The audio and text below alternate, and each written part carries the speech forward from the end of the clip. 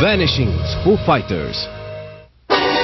Ao anoitecer de 24 de junho de 1953, um F-94C Starfire decolou de uma base da Força Aérea Americana perto de Cape Cod, Massachusetts, para investigar um objeto voador não identificado. Mas quando o avião alcançou a altura de 500 metros, os sistemas de controle de repente falharam. Sem conseguir recuperar o controle da aeronave, o piloto e o operador de radar foram forçados a saltar. A essa altura, o Starfire já tinha caído 270 metros e se precipitava para o chão a 300 km por hora. O piloto conseguiu pousar com segurança, mas estranhou quando não ouviu o avião batendo no chão. Não houvera explosão nem impacto. O avião simplesmente desaparecera, assim como o operador de radar. Uma busca na área não revelou nada, a não ser a capota da cabine que se descolara quando o piloto foi ejetado do avião.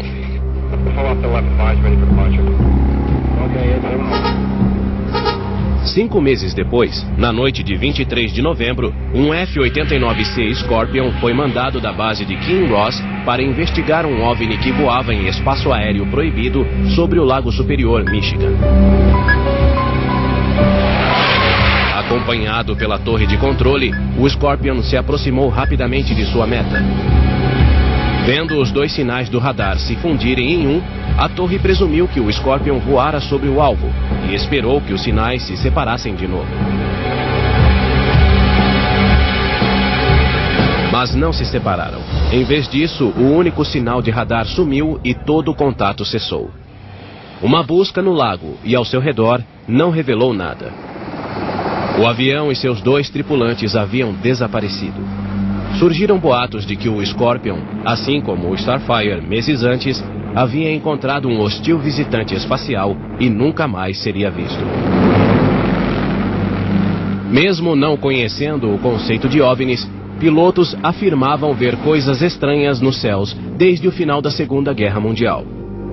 Na noite de 22 de dezembro de 1944, o piloto de um P-38 da Força Aérea não estava preparado para o que veria. Enquanto examinava os céus noturnos a 3.000 metros do território alemão, assustou-se ao ver uma esfera brilhante vermelha surgir da escuridão em direção à aeronave. Quando alcançou o P-38, a esfera começou a se mover ao redor das asas. Por mais que tentasse, o piloto não conseguia se livrar dela.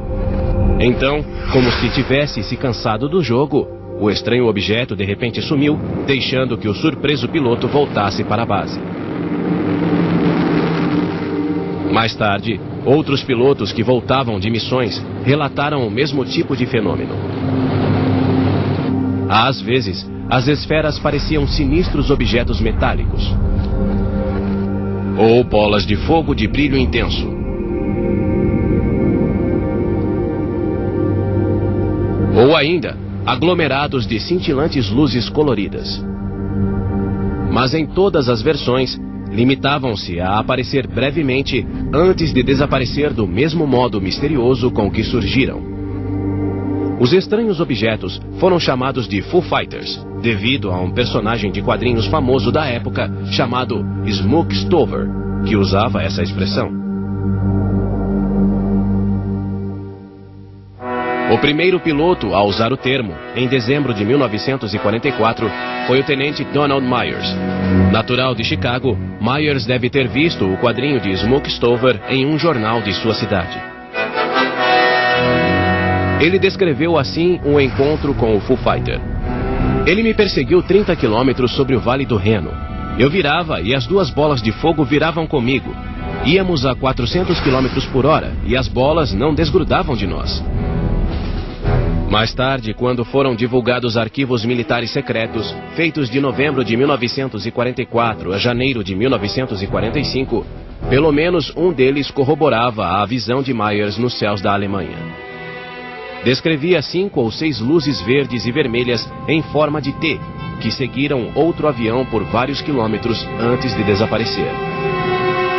Embora o nome Foo Fighters fosse inofensivo, os aliados o levaram a sério e suspeitaram que a Alemanha tivesse criado uma nova arma secreta com poderes extraordinários, que alongaria ainda mais a guerra.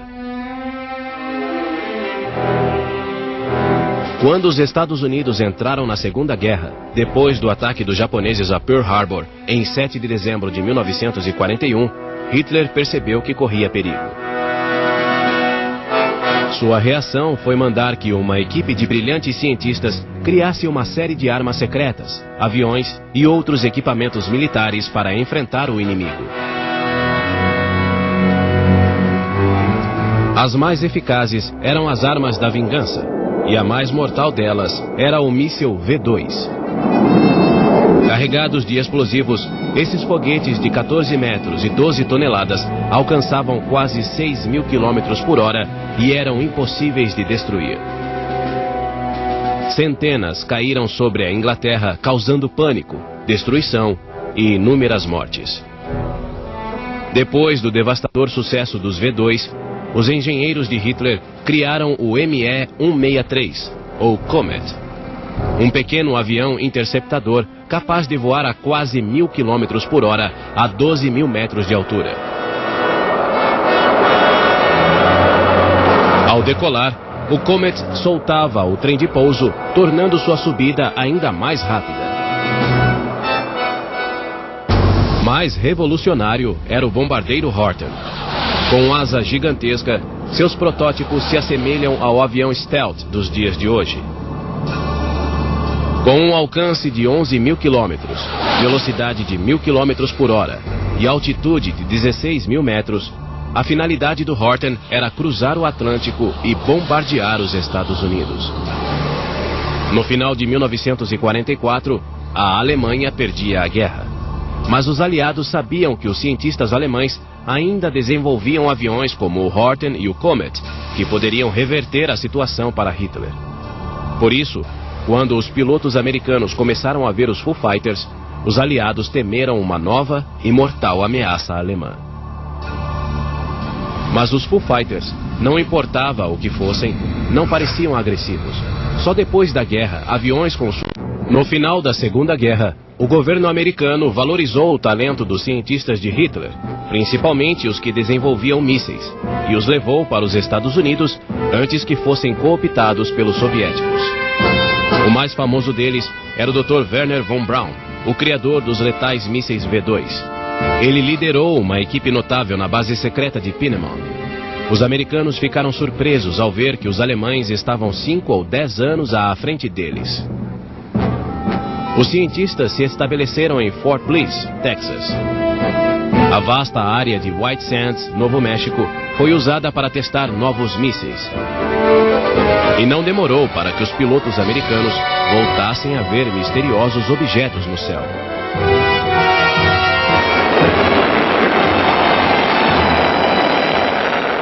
Em junho de 1947, um avião de transporte desapareceu nas montanhas de Cascade, no estado de Washington. O comerciante Kenneth Arnold, um piloto com mais de 4.000 horas de voo, disse que conseguiria encontrar o avião e ganhar a recompensa de $5.000. Na tarde de 24 de junho, Arnold decolou do aeroporto de Chehalis. Era um dia claro e ensolarado.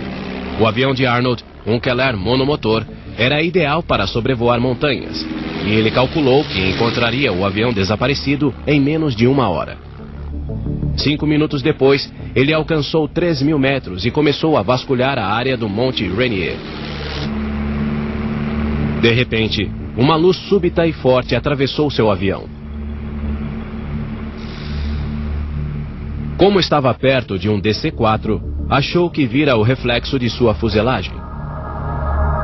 Então, para sua surpresa, uma formação com 9 aviões de repente entrou em seu campo de visão.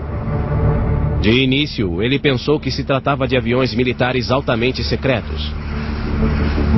Mais tarde disse: "O que mais me incomodava, enquanto os via brilhar ao sol, era o fato de não terem cauda. Qualquer piloto prestaria atenção em tais aviões. Eu os observei claramente a uma distância de uns 30 quilômetros. Arnold parou de procurar o avião e voltou correndo para o aeroporto, onde descreveu seu misterioso encontro. Disse que os OVNIs pareciam discos deslizando numa piscina, e a imprensa divulgou sua descrição. O termo disco voador surgiu assim, e Arnold entrou para a história como a primeira pessoa a supostamente encontrar um. Arnold, antigo piloto militar, era uma testemunha confiável. Como o próprio FBI disse, um homem do caráter e integridade de Arnold não declararia que viu objetos e escreveria relatórios a esse respeito se não os tivesse visto. O governo americano disse que não tinha conhecimento dos estranhos objetos, e Arnold achou que tivesse visto um tipo desconhecido de avião russo. Mas no fundo, estava cada vez mais convencido de que o que vira nas montanhas Cascade naquele dia de verão desafiava qualquer explicação racional.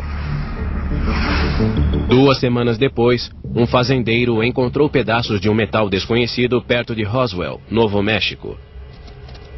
O destacamento de bombas o examinou e disse que o metal podia ser de um OVNI que caíra.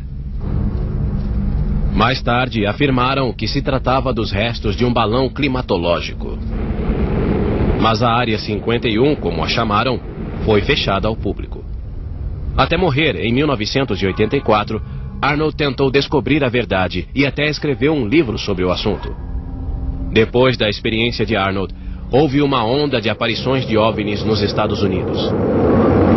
Alguns eram meteoritos, que queimam ao atingir a atmosfera terrestre, mas outros continuam um total mistério até hoje. Na tarde de 7 de janeiro de 1941, a polícia de Kentucky recebeu vários telefonemas enigmáticos. Cidadãos assustados contavam que haviam visto um enorme objeto circular no céu.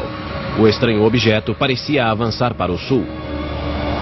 Suspeitando de uma complexa operação criminosa, os policiais passaram a informação para a polícia militar que guardava o Fort Knox, depósito de vastas reservas de ouro americanas.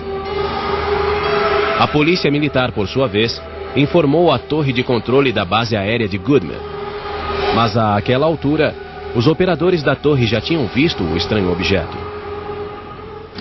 Enquanto isso, 4 Mustangs P-51 do Esquadrão de Caças da Guarda Aérea de Kentucky decolavam de Marietta, Georgia, para um voo de treinamento e chegavam à região. Quando os Mustangs se aproximaram da base, a torre lhes pediu para examinar de perto o objeto não identificado. O líder, o capitão Thomas Mantell, fora piloto de caça na Segunda Guerra. Mantell já voara quase 3.000 horas desde que se formara na escola de voo em 1943. Deixando um dos aviões continuar o trajeto original, Mantell subiu velozmente até 4.000 metros, seguido pelos outros 2 aviões. Às 2h45, ele disse para a torre da base Goodman: "O objeto está bem acima de mim e se move a metade da minha velocidade." Meia hora depois, Mantell deu uma descrição do OVNI. "Parece ser um objeto metálico ou reflexos de um objeto metálico. Seu tamanho é imenso." A 7.000 metros, os outros pilotos sentiram tontura devido ao ar rarefeito. Decidiram descer até um nível mais seguro, deixando Mantell seguir em frente. Suas respostas pelo rádio se tornaram mais confusas, até cessarem totalmente. 1h30 depois, os restos de um Mustang foram encontrados em uma fazenda. O corpo do piloto continuava preso ao assento. Era Thomas Mantell. Enquanto isso, o gigantesco OVNI continuou sua rota. Foi visto pela última vez sobre o meio oeste, onde 12 aeroportos viram um objeto reluzente avançando para o sudoeste, mas nenhum outro avião o seguiu. O misterioso OVNI finalmente desapareceu. Quando se soube da morte dramática de Mantell, a imprensa começou a especular sobre o que a causara. A principal teoria era de que ele fora derrubado por uma nave alienígena. Mas a Força Aérea Americana logo ofereceu duas outras possibilidades. A primeira era que Mantell confundira o planeta Vênus com um OVNI. Ao subir demais, desmaiara devido à falta de oxigênio, perdeu o controle do avião e despencou para a morte. A segunda era que o OVNI podia ser um grande balão climatológico que fora lançado de um navio e se desviara para o continente, onde fora confundido com uma nave espacial. Vistos de baixo, esses balões podem assumir uma forma peculiar, parecida com a de um disco voador. Mas como o OVNI fora visto por pessoas separadas por centenas de quilômetros, a hipótese foi descartada e o misterioso objeto nunca mais voltou a ser visto. Apesar da explicação oficial para a morte do capitão Mantell, muitos pensaram que, com o acirramento da Guerra Fria, o que ele realmente vira fora uma sinistra aeronave russa que espionava os Estados Unidos. Também o povo soviético e seus paranoicos líderes achavam que todas as aparições estranhas nos céus de seu país eram armas novas e perigosas desenvolvidas no Ocidente. Eles reagiram como os americanos, mandando caças velozes investigar os misteriosos intrusos. Mas tampouco descobriram o que eram os estranhos objetos e nem de onde vinham. Mas ao contrário dos pilotos, nem o governo americano, nem o soviético acreditavam que os OVNIs fossem dirigidos por alienígenas.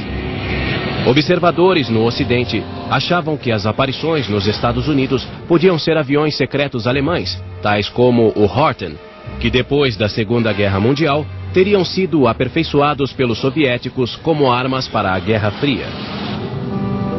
Ou então o Interceptor Comet, que estivera anos antes de seu tempo, mesmo no final da Segunda Guerra Mundial.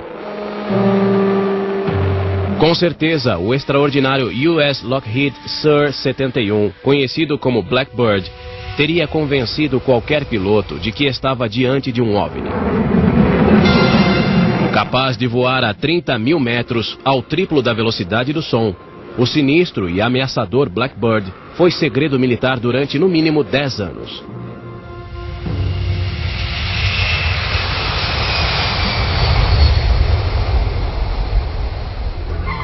Outra estranha aeronave que muitos pensaram ser um disco voador quando surgiu nos céus dos Estados Unidos em 1947 era o Chandvolt V-173 da Marinha Americana. A panqueca voadora, como foi chamado, alcançava velocidade de 800 km por hora e tinha 6 canhões de 20 milímetros. Enquanto esse curioso avião voava para uma demonstração na estação naval de Floyd Bennett, banhistas das praias de Long Island, assustados com a estranha visão, correram para os telefones. As autoridades americanas tratavam as supostas aparições de OVNIs com seriedade. Cada caso era investigado pela Força Aérea, como explicou o Major-General James Sanford, chefe da inteligência da Força Aérea e depois chefe da Agência de Segurança Nacional. The Air Force interest in this problem has been due to our feeling of an obligation to identify and analyze to the best of our ability anything in the air that may have the possibility of threat or menace to the United States. In pursuit of this obligation, since 1947, we have received and analyzed between 1,000 and 2,000 reports that have come to us from all kinds of sources.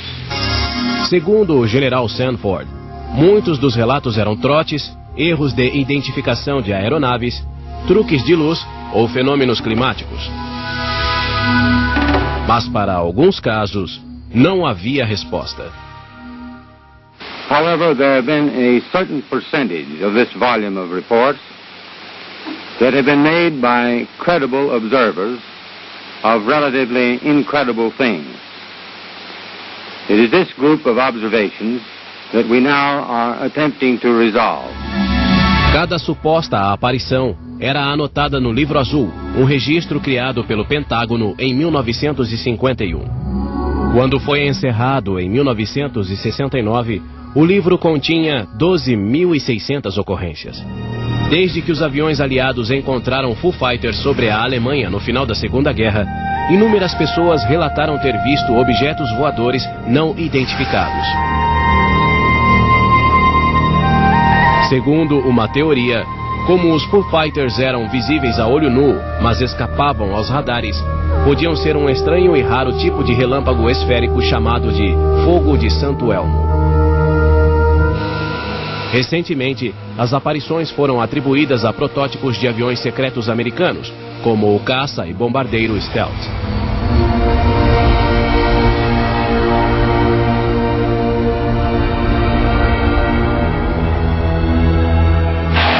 Mas como e por que alguns aviões desapareceram quando investigavam esses estranhos OVNIs, continua um mistério até hoje.